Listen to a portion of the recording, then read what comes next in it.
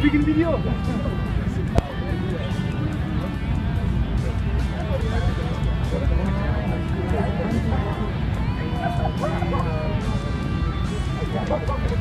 Oh, ya bener-bener kan.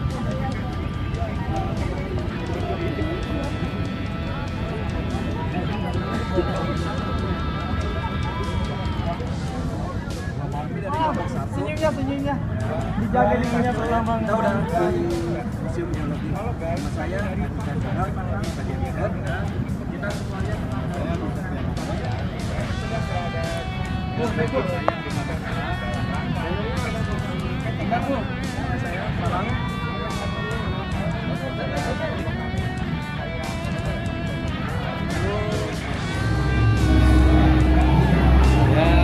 guys, ini kita ada di Museum Geologi nih. Jadi pertama kita ini ada di ruangan Geologi Indonesia. Kampung gua. Nah, kalian bisa lihat tuh ya, di sini banyak sekali kayak fenomena kars Indonesia. Fenomena kars ini mirip seperti fenomena tentang pegunungan-pegunungan, proses terjadinya bagaimana pegunungan ini terbentuk, dan kalian bisa lihat tuh kayak ada semacam fosil atau berbagai macam batu yang mengeluarkan air, karena itu mungkin ada terdapat mineral-mineral tertentu. Dan kalian bisa lihat di sini nih, di sini ada batu gamping yang ya lumayan sangat besar. Batu gamping ini info sedikit nih, batu gamping ini berguna untuk bisa kayak semacam membuat bangunan-bangunan tertentu seperti rumah, gedung dan semacamnya. Batu gamping adalah sumber daya alamnya untuk bisa menciptakan peradaban-peradaban seperti ini. Batu gamping ini ditemukan di mana nih? Di Wonogiri, Jawa Tengah. Dan kemudian ada satu lagi, ada contoh di museum ini yaitu batu jahe. Dan kemudian sinter kapur. Di Museum Geologi ini terdapat karstifikasi dan hasil the result of classification. Sebaran kars di Indonesia itu lumayan cukup banyak.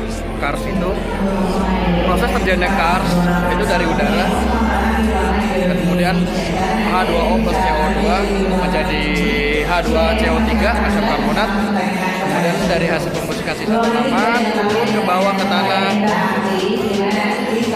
Ya, jadi seperti itu.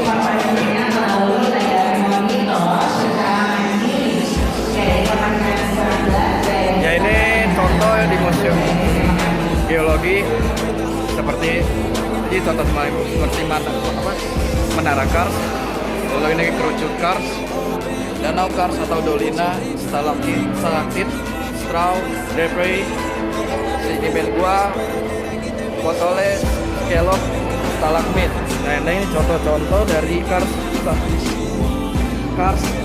di Indonesia, yaitu ada koral,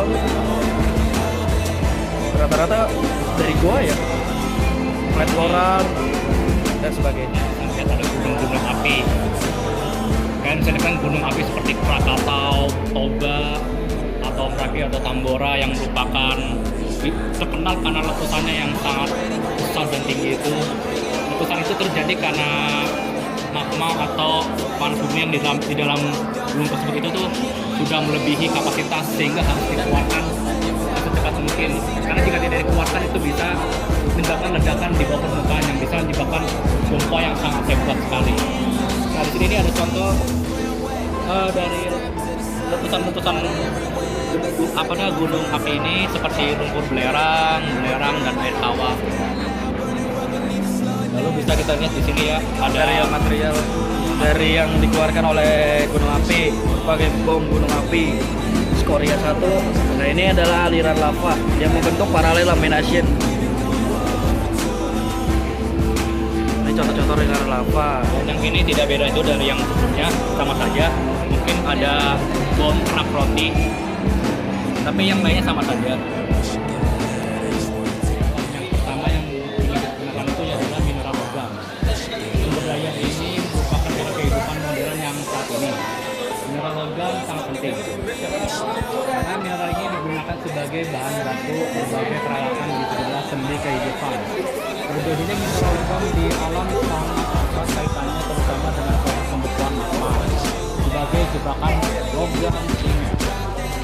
Apabila jebakan tersebut tererot dibantah oleh media yang beranggapan di suatu tempat akan membentuk endapan logam sekunder. Di Indonesia sendiri, mineral logam terdapat pada zona busur magma kecuali timah di 20% dan nikel di bawah ultra besar. Nah, mineral logam itu apa? Ya, mineral yang mengandung satu jenis logam atau beberapa sisa logam. Jadi artinya tuh dalam satu logam itu bisa mengandung logam lainnya seperti besi yang mengandung logam nikel atau semacamnya gitu campuran. Nah, di sini ada gambaran terjadinya mineral logam.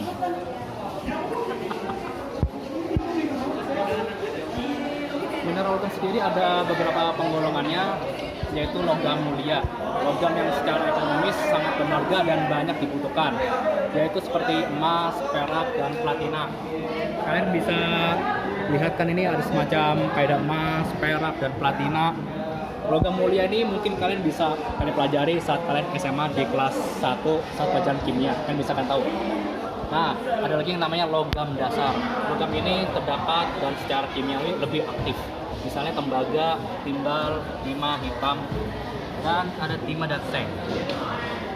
Nah, kalian bisa lihat itu seperti ada tembaga mumi, kromit, dan malahit.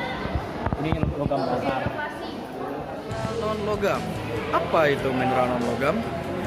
Mineral non logam adalah zat padat anorganik terbentuk secara alamiah, mempunyai susunan kimia dan sistem kristal tertentu yang tidak mengandung mineral logam, batu bara, gambut, dan bitumen. Terjadinya mineral non logam dan penggolongannya yaitu proses terjadinya mineral non logam berhubungan dengan proses terbentuknya batuan beku, metamorf, sedimen, proses melapukan batuan, dan oleh aktivitas air dan tanah. Penggolongan mineral non logam berdasarkan proses terjadinya, yaitu berhubungan dengan proses metamorfosa. Contohnya seperti asbestos, grafit, marmer. Berhubung dengan aktivitas air, berhubungan juga dengan aktivitas air. Ketiga, berhubungan juga dengan pembentukan batuan beku, yaitu feldspar, belerang, batu apung, obsidian.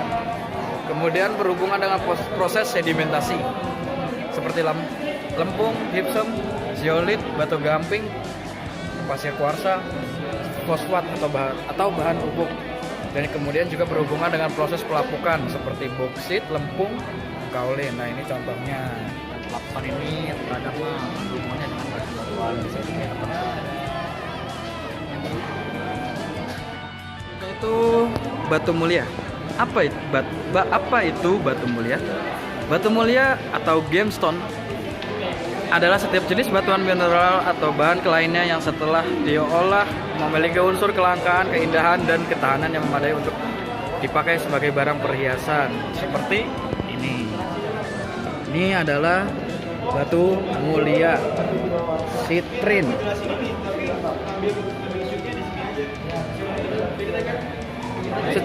ya, berikutnya yang ini kalian bisa lihat kan, ini ada sejarah penggunaan dari batu mulia tersebut. Kalau kalian baca suatu sejarah, manusia prasejarah sejak zaman dulu itu menggunakan batu sebagai senjata atau sebagai alat untuk mengasah atau mungkin alat untuk sebagai memasak. Nah, contohnya seperti ini, kalian bisa lihat kan tuh ada mata tombak dari situs prasejarah di Maroko, umur 45.000 tahun. Mata tombak, batunya digunakan bisa sebagai senjata atau membuat alat tertentu sebagai alat bantuan dalam kehidupan sehari-hari.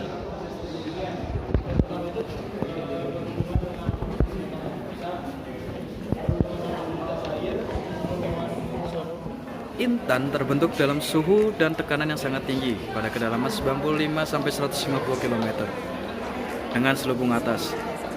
Batu berharga itu berkomposisi karbon. Mineral yang berkomposisi sama adalah grafit yang mempunyai kekerasan yang rendah. Karbon merupakan unsur yang apabila dipanasi sampai 1650 derajat Celcius dan tekanan 50.000 sampai 100.000 atmosfer akan memadat menjadi struktur kristal yang keras.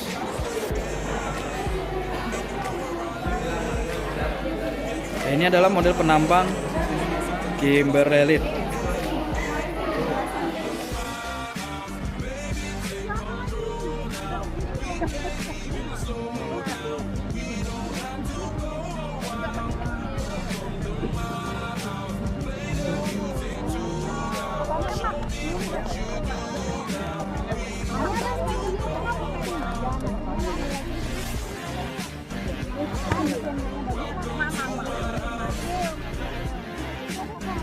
Sini satu. Asik ah. Lu bis berapa?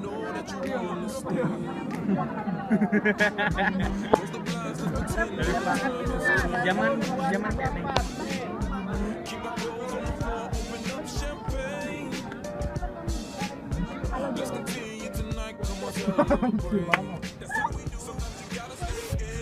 ayo foto dia. Lu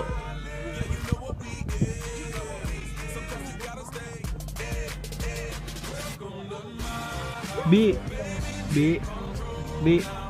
lo mau ke sana nggak? Di sana ada fosil anjing.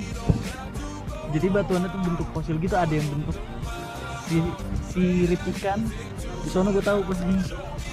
Iya, fosil, bentuknya fosil. Tadi dijelasin sama abang-abangnya, katanya itu 20 sampai 30 juta tahun waktunya. Lo mau videoin itu enggak? Nanti kita jelasin.